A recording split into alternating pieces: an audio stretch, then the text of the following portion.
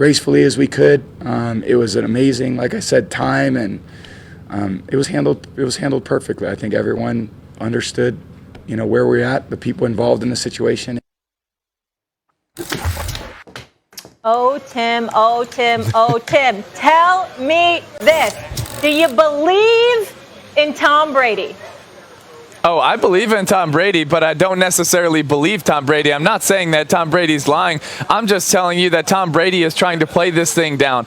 I think there is such a passion in Tom Brady and Bill Belichick. I think there is such a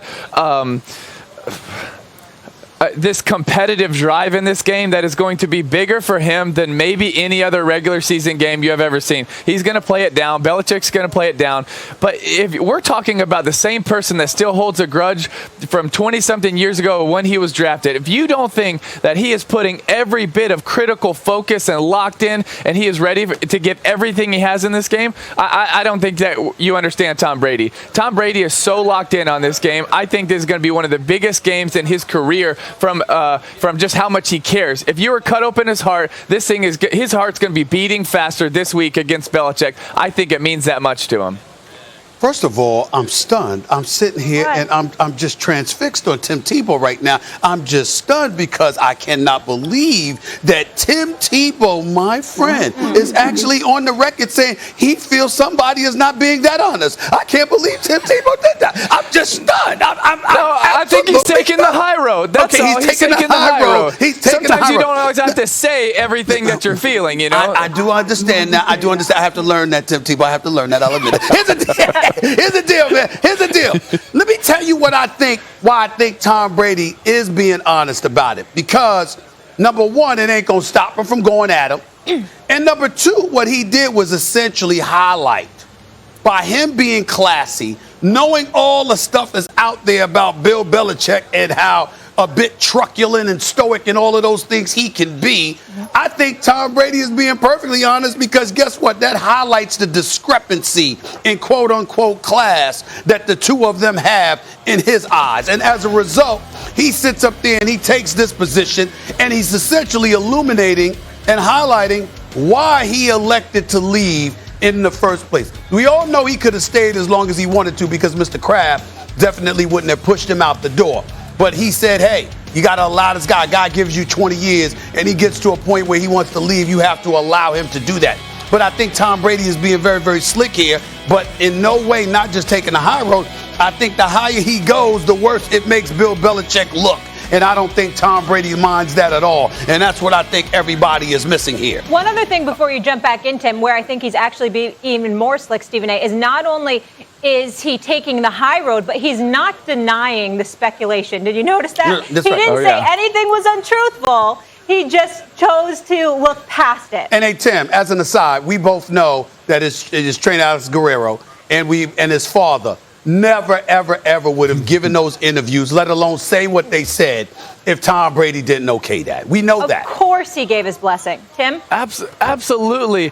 Listen, you know how every single game Brady runs out of the tunnel, he runs to the corner of the end zone, he does a little let's go thing, he pumps up the crowd. If you think in this game that those veins aren't going to be bulging a little bit more, he's not going to be a little bit louder, he's not going to be a little bit more intense, I think you're crazy. Brady absolutely wants this game, and yes, he took the high road and he's killing everybody with kindness, but that doesn't mean inside that chip isn't growing and growing and growing. And by the time you get to Sunday night, I think you're going to see a Tom Brady that is so determined, that is so fueled, that has such an edge, that you're going to see a Tom Brady that competes in this game like he does in playoffs and Super Bowls. Absolutely. Okay. All right, let me ask you this, Stephen A. Do you think New England will keep it close? I was inclined to say yes because I looked at New England's defense. They're ranked 5 overall, ranked 5 in yards allowed. They're ranked number 2 against the pass. And even though they're suspect against the run, the fact of the matter is Tampa Bay loves to throw the football. Mm-hmm. But the more I think about it, Tim Tebow, the more I think about it, I don't think it's going to be that close. I think, listen, when I think we're thinking about Brady, you know who we're not thinking enough about? We're not thinking enough about two people, Tim Tebow. We're not thinking about Rob Gronkowski, who, by the way, retired and showed no interest in coming back until Tom Brady said, come on to Tampa Bay, okay? and we're forgetting about Antonio Brown, who was out last week because of COVID protocols, who's highly motivated to go up against the New England Patriots, who felt messed over by Mr. Kraft. And even if he did it, Tom Brady's his boy. Tom Brady's the one that brought him into the mansion that Derek Jeter, El Capitan, by the way, once owned. Tom Brady's the one that brought him in the home, embraced him in ways that I dare say nobody else in the NFL ever embraced Antonio Brown. If anybody's going to be highly motivated, it's going to be those two, almost, not quite as much, but almost as equally, as Tom Brady. I think it's going to be lopsided. Listen, I totally get your points. I just don't believe in him because the one name you keep mentioning is Tom Brady. The name we haven't mentioned yet is Bill Belichick. Bill Belichick is still one of the best, if not the best coaches in the NFL. What does Bill Belichick do better than anybody in the history of the NFL? Take away the best things that opposing offenses do with a great defense. And he has a really good defense that I think is going to improve throughout the season. I think what you're going to see is you're going to see a lot of different schemes taking away the best players at times. Now, the blessing for Tampa, they have a lot of go-to guys. I mean, you have Antonio Brown back, Rob Gronkowski, but all the other guys that were making plays. So I think that's going to be the chess match in this game is who are they doubling? Who are they trying to get away? Because let me just tell you, Bill Belichick is going to try to take someone out of the game. He's going to say, hey, we're taking the tight ends out of the game. You're going to have to throw it out wide to your receivers. So that's where this chess match comes into play. The difference in this chess match is Tom Brady has a lot more queens than Bill Belichick has to work with, and that's something that's going to be fascinating as this game goes along. Well, you know what the thing about it, Tim, I got to get on you about a little something here for a second here, buddy.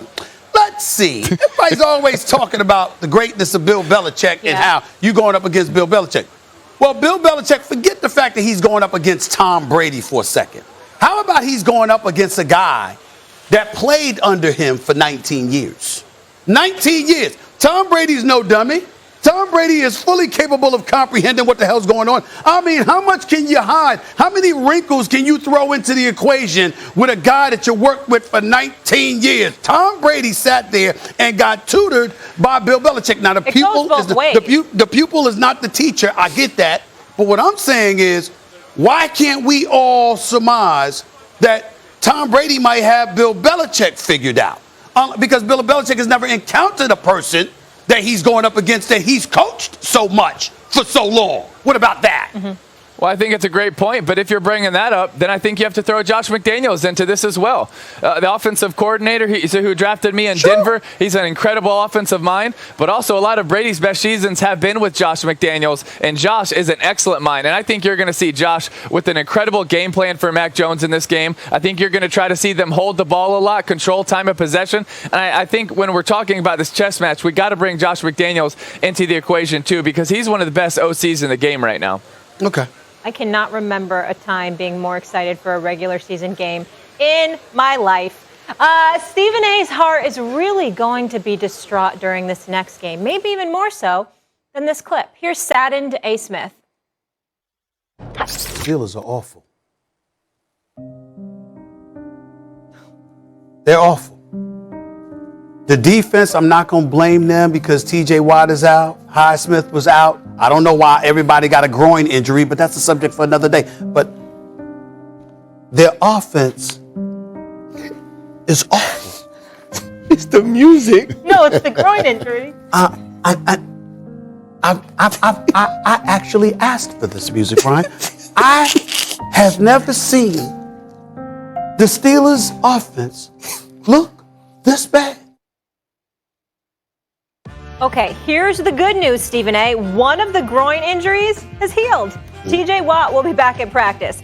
Ben Steelers, who are looking to right the ship at Lambeau against that bad man, Aaron Rodgers. A lot of scrutiny, Tim, aimed at the quarterback, Big Ben Roethlisberger. He's staying confident. But, Tim, do you still believe in Big Ben?